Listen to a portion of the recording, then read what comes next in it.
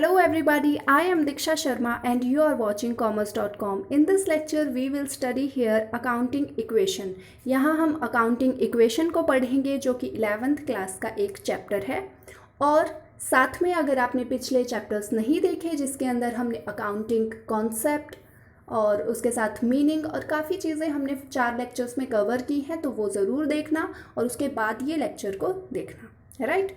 Okay, so let's just move to the next slide. उससे पहले attendance लगाओ जल्दी से लाइक करके और साथ में सब्सक्राइब कर दो वीडियो को, सब्सक्राइब कर दो चैनल को इफ़ यू आर न्यू।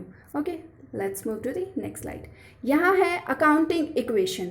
अब आपने स्टैंडर्ड्स पढ़ लिए कि आपको किस तरह से अपनी अकाउंटिंग बनानी है, यानी कि 2 जगह उसका इफ़ेक्ट होगा, 2 जगह इफ़ेक्ट होगा, ये आपको समझ में आ गया। तो अब कैसे इफ़ेक्ट होगा, कैसे रिकॉर्डिंग करोगे, सब चीज़ें यहाँ पर अब देखते हैं।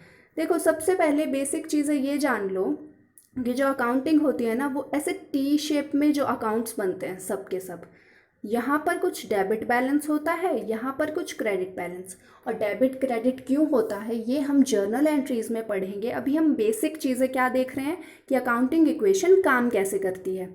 अकाउंटिंग इक्वेशन, उससे पहले मैं इसे रब करती हूँ।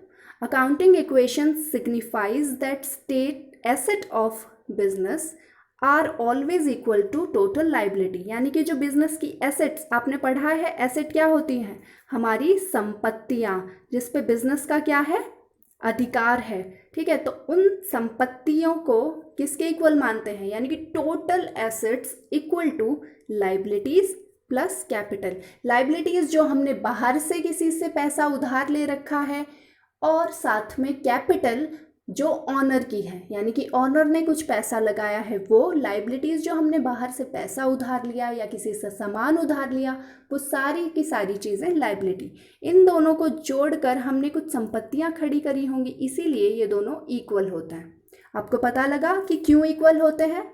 यहाँ से जो पैसा इकट्ठा हुआ होगा हमने उनका यही सब तो खरीदा होगा, कुछ बिल्डिंग खरीद ली होंगी, किसी को उधार माल दे दिया होगा या फिर कुछ बैंक में जमा करवा दी होंगी। इस तरह से हमारी टोटल एसेट्स बनी। यहाँ तक क्लियर हुआ? ओके, तो अब देखते हैं accounting equation despite the fundamental relationship among components of balance sheet is it also called balance sheet equation, यानी कि ये बैलेंस शीट के जैसी ही चीज़ें बताती है, इसलिए इसे बैलेंस शीट इक्वेशन भी कहते हैं। So it's clear to you. मैं इसे एक एग्जाम्पल के साथ भी अच्छे से क्लियर करती हूँ। यहाँ क्या है? Open the bank account in state bank of India with amount of 4,80,000। आपने एक बैंक अकाउंट खुलवाया स्टेट बैंक में। तो सोचो, अगर आप स्टेट बैंक में अकाउंट खुलवा रहे हो तो क्या होगा? जो कैश था आपके पास वो कहाँ चला जाएगा? बैंक के अंदर। तो यानी कि अगर आपके पास 4,80,000 का कैश था कुछ, तो वो क्या होगा? यहाँ से माइनस, मैं लिख नहीं पा रही हूँ ठीक से, तो वो यहाँ से माइनस हो जाएगा और कहाँ प्लस हो जाएगा? बैंक में। यानी कि एक जगह वो कम हुआ और एक जगह बढ़ गया। ठीक है, लेकिन दोनों ही एसेट होती हैं, इसीलिए इसी साइड हुआ। इस साइड लाइबिलिटी कैपिटल में कुछ भी चेंज नहीं हुआ। क्लियर? ओके, अब फिर क्या है? नेक्स्ट पिछली एंट्री पे ही चलते हैं। यहाँ है bought furniture for 60,000 and cheque was issued on the same date. अब देखो, आपने क्या किया कि एक चेक लिखा 60,000 का, आपने फर्नीचर खरीदा और चेक लिख के दे दिया, यानी कि आप चाहते हो कि बैंक से पैसे कटे। तो आपका फर्नीचर आई ना, फर्नीचर कितने का? यहाँ लिखो 60,000 और साथ में क्या चला गया? अब बैंक से पैसे चले गए, फर्नीचर आया और बैंक से 60,000 चले गए। क्लियर हुआ? ठीक है, ये बैंक में ही लिखे हुए हैं। ओके, ये इस साइड आ गए क्योंकि जगह कम थी। यहाँ तक क्लियर है? अब अगली एंट्री देखते हैं कि क्या है। चलो, अब यहाँ है कि boat plant and machinery for business 1,25,000। आपने एक मशीन खरीदी बिजनेस के लिए 1,25,000 की और advance of 10,000 in cash is paid to MS Ram ji. देखो, आपने मशीन तो खरीदी 1,25,000 की, लेकिन आप उसको कह रहे हो कि मैं सिर्फ अभी क्या दे रहा हूँ, 10,000 रुपये दे रहा हूँ, बाकी के 1,15,000 क्या हुए? ये हमारा क्रेडिटर बन गया क्योंकि हमने इससे चीज़ें उधार ली है ना, तो ये क्रेडिटर। तो चलो इसकी एंट्री देखते हैं क्या होगी।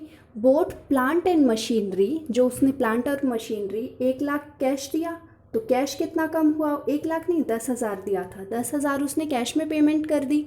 बाकी उसके पास क्या आई साथ में, मशीनरी आई थी ना, तो मशीनरी अकाउंट क्या हो जाएगा, प्लस हो जाएगा।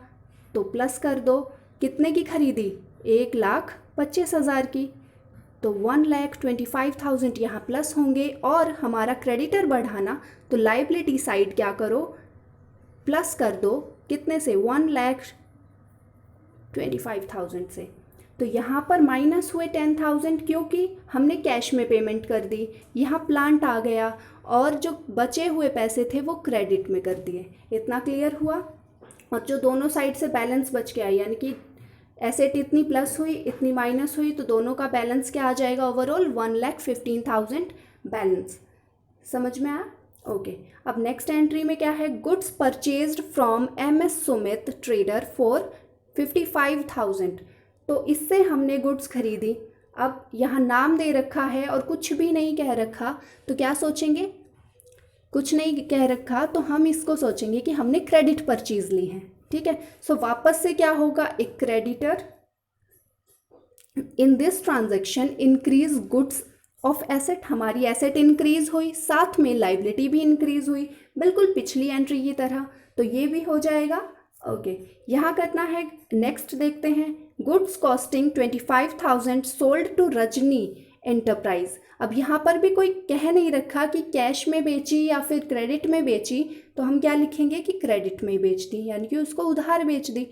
तो देखो, जब उधार कुछ भी बेचते हैं तो अब रजनी को हमने बेची, तो ये क्या हुई, डेटर हुई, तो डेटर बढ़ जाएंगे। साथ में जो 25,000 की चीज़ थी, अब देखो कोई चीज़ 25,000 की है और आप उसे 35 में बेच रहे हो, तो डेटर तो आपके इंक्रीज हुए 25,000 से।